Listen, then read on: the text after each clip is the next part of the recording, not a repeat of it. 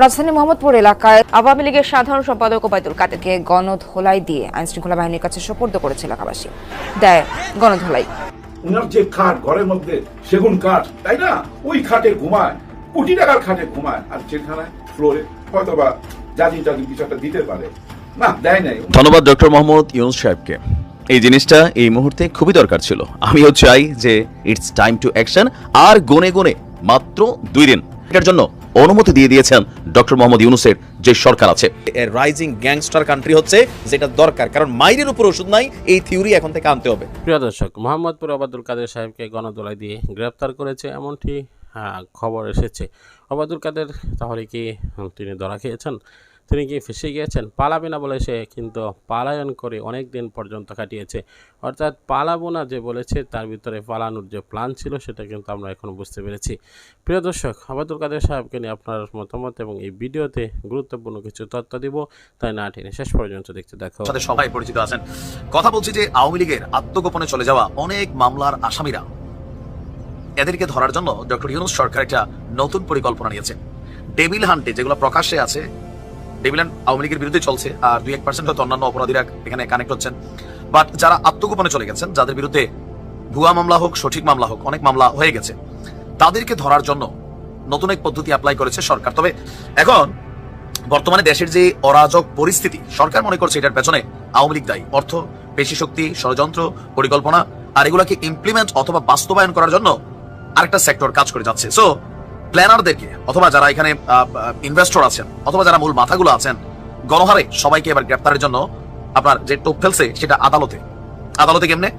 গতকালকে এক ঘটনা ঘটছে পিরোজপুরে রাজনৈতিক মামলায় হাইকোর্ট থেকে আগাম জামিন নিয়ে নিম্ন আদালতে হাজিরা দিতে এসেছিল আওয়ামী লীগের কয়েকজন নেতাকর্মী। এদের মধ্যে 5 জনকে গ্রেপ্তার করেছে পুলিশ এখন মাঠে নেমে যান। আপনারা জানেন যে স্বরাষ্ট্র উপদেষ্টা 16টা নির্দেশনা দিয়েছে আইন শৃঙ্খলা বাহিনীকে বিভিন্ন কারণের মধ্যে, সম্ভবত এইটাও একটা নিনজা টেকনিক। গতকাল দুপুরে পিরোজপুর জেলা এবং দায়রা জজ আদালত প্রাঙ্গণ থেকে তাদেরকে গ্রেপ্তার করেছে আপনার পিরোজপুরের পুলিশ। এসপি সাহেব বলছেন যে গ্রেপ্তারকৃতরা হচ্ছে পিরোজপুর জেলা দায়রা জজ আদালতের সরকারি কৌশলী শহীদুল খান পান্না, জেলা আওয়ামী লীগের সহসভাপতি, পিরোজপুর জেলা ও দায়রা জজ আদালতের সাবেক public prosecutor PP Khan Mohammad Alauddin, জেলা আওয়ামী লীগের সাংগঠনিক সম্পাদক শেখ ফিরোজ আহমেদ, নিষিদ্ধ ছাত্রলীগের সাবেক সভাপতি ইরতিজা হাসান রাজু, পিরোজপুরের ইন্দুরকানী উপজেলার সাবেক চেয়ারম্যান এবং উপজেলা আওয়ামী লীগের সভাপতি অ্যাডভোকেট মতিউর রহমান।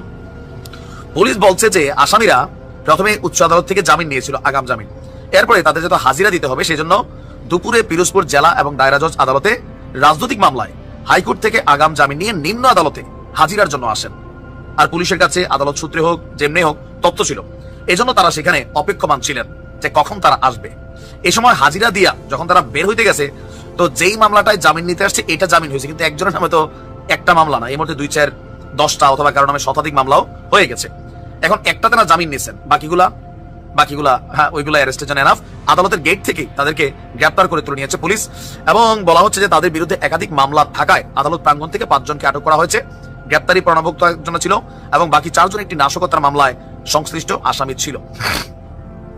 আমরা যতদূর বুঝতে পারছি, এই মুহূর্তে আগামী নির্বাচনকে কেন্দ্র করে হোক, আওয়ামী লীগের ধরেন অনুশোচনা নাই যে মেন্টালিটিটা থেকে অ্যাটাকিং ভূমিকার যে পোস্ট অথবা বিভিন্ন বার্তা, এগুলাকে সরকার কিন্তু আমলে নিচ্ছে। ইভেন টোটাল এই আইন শৃঙ্খলা পরিস্থিতির অবনতির জন্য সরকার মনে মনে বিশ্বাস করছে আওয়ামী লীগ করছে। সুতরাং আওয়ামী লীগের যত নেতাকর্মী যারা যেই জায়গায় আছে, কোথাও না কোথাও 95% নেতাকর্মী এখন মামলা অথবা ডেভিল হান্ট অথবা XYZ এর মাধ্যমে সরকারদেরকে ক্যাপটাইট করবে। আওয়ামী লীগ হাঁটতেছে আপাতত ডালে ডালে, আর সরকার শিরায় শিরা। আমাদের পুলিশ বাহিনী কিন্তু বুদ্ধি আছে, কম নাই, বিষয়টা বুদ্ধি আছে। আলোচনা করবে একটুখানি যে উনি এদিক সেদিক যেতে পারবে না, ডক্টর মোহাম্মদ ইউনূস স্যারকে ছেড়ে উনি যেতে পারবেন না, যাওয়ার কোনো রাস্তা নাই। আচ্ছা, একটু ব্যাখ্যা দিই। উনি 25 তারিখে ভাষণ দিলেন, 27 তারিখে জাতিসংঘের মহাসচিব একটা বক্তব্য রাখলেন। সেই বক্তব্যের সারমর্ম হলো যে আমরা বাংলাদেশের বর্তমান সরকারের সাথে আছি এবং বাংলাদেশ বর্তমান সরকার অপরাধ ট্রাইব্যুনালে যে বিচার করবে সে বিচারের সাথে আমরা আছি।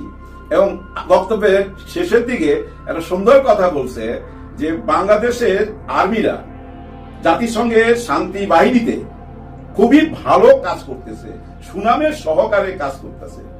এই কথাটা কেন বললো? এই কথাটা বলার পিছনে কারণ ওই যে 25 তারিখে যে বক্তব্য রাখলো ওয়াকার সাহেব, ওনাকে আবার মনে করায় দিল যে উনার বাহিনী আমার জাতিসংঘেতে ভালো কাজ করতেছে, তার মানে ভালো কাজ করতে দেন সুনামের সহকারে।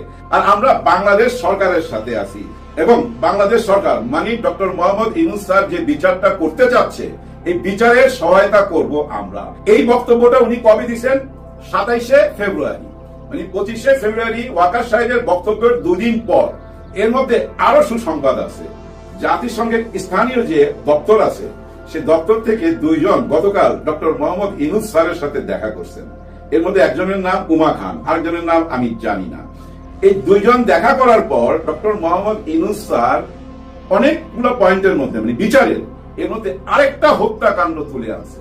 জুলাই আগস্টে হত্যাকাণ্ডের বিচার, তারপর বিডিআর হত্যাকাণ্ড, যেটাকে বলা হয় বিডিআর বিদ্রোহ, কিন্তু এটা বিডিআর হত্যাকাণ্ড, বিচারের অধীন আছে। দ্বিতীয় কোনটা? হেফাজতে ইসলামের শাপলা চত্বরের হত্যাকাণ্ড। সেই ভয়াবহ রাত, কি যে ভয়াবহ রাত! সমস্ত টেলিভিশন চ্যানেল বন্ধ করে দেওয়া হয়েছিল, কারেন্ট বন্ধ করে দেওয়া হয়েছিল, সারা রাত গুলি চলছে। বাইরে থেকে আসছিল সবাই, বাইরে থেকে লক্ষ লক্ষ ছাত্র মাদ্রাসার, কমলমতি, জানেন বয়স কম, এরাও ছিল, বয়স্ক মানুষও ছিল, সবাই দিশাহারা। কারণ এই শাপলা চত্বর তো তাদের অচেনা জায়গা ভাই, আশেপাশে তো বাসা বাড়ি নাই, সব অফিস আদালত, কে কোন দিকে যাবে রাস্তা চিনতেছিল না, অন্ধকারের মধ্যে গুলি চলতেছিল, সমস্ত টেলিভিশন চ্যানেল সরাইয়া দেওয়া হয়েছিল। সকালবেলা ফায়ার ব্রিগেড দিয়ে সেই রাস্তাগুলা ধোয়া হয়েছিল। রাস্তাতে কি ধুইছিল ভাই? রক্ত ধুইছিল। আবার সংসদে যায় শেখ হাসিনা বলছিল ওরা গায়ে রং মাইকা নাকি শুয়া ছিল মিডিয়াকে দেখাইবার জন্য। এটা কোনো কথা?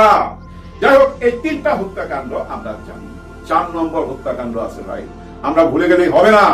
ডক্টর মোহাম্মদ ইউনূস স্যার ভুলে নাই 2013 সালে, হ্যাঁ খুব সম্ভব 13 সালে, আমার সব মনে থাকে না, একটু মেমোরি শর্ট, ক্ষমা করবেন। 2013 সালে মৌলানা সাইদি হুজুর মারা যাওয়ার পর রাস্তায় জনগণ নেমে আসছিল, মনে আছে আপনাদের? অনেকে বললেন ভাই জনগণ কোথায়? ওনারা তো হলো গিয়া ওই যে দাড়ি টুপিওয়ালা। ভাই ওনারা কি জনগণ না? এই দেশের মানুষ না? হ্যাঁ, ওনারাও জনগণ। ওনারা নেমে আসছিল, তখন কিন্তু একটা হত্যাকাণ্ড চলছে, নিষ্ঠুর বর্বরতা চলছে পুলিশের। কতজন মারা গেছে জানি না, শোনা যায় প্রায় 130-140 জনের নাম, সত্য মিথ্যা জানি না, কিন্তু সেই হত্যাকাণ্ড। ওবায়দুল কাদের তিনি একজন অভিনেতা বলতে পারেন, কবি বলতে পারেন, সাহিত্যিক বলতে পারেন, এবং তাকে খেলা হবে এবং ফাটাকৃষ্ট তো তার রয়েই গিয়েছে, কারণ তিনি খেলা হবে বলে সর্বদাই স্লোগান দিয়ে থাকেন, ফাটাকৃষ্ট বলে এই জন্য তাকে চিনে থাকে। প্রিয় দর্শক, আমরা কোনো মন করা কথা বলছি না। ওবায়দুল কাদের সাহেব তিনি দেশেই রয়েছেন, এমনটি ইলিয়াস হুসাইন, সাংবাদিক ইলিয়াস, তিনি বলেছেন, এবং তার নাম্বার ট্র্যাক করেছে, এবং ট্র্যাক করে তার ঠিকানা মোহাম্মদপুরে পাওয়া গিয়েছে। কিছুদিন আগে খবর এসেছিল তিনি যশোর ক্যান্টনমেন্টে রয়েছে, ক্যান্টনমেন্ট থেকে খবর পাওয়ার সাথে সাথে সেখান থেকে বিতাড়িত করে দেওয়া হয়েছে। কেননা সেনাবাহিনীকেও কিন্তু মানবে না, যখন পাওয়া যাবে সেনাবাহিনীর অধীনে ওবায়দুল কাদের সাহেব রয়েছে, তখন কিন্তু সেনাবাহিনীকেও মানবে না।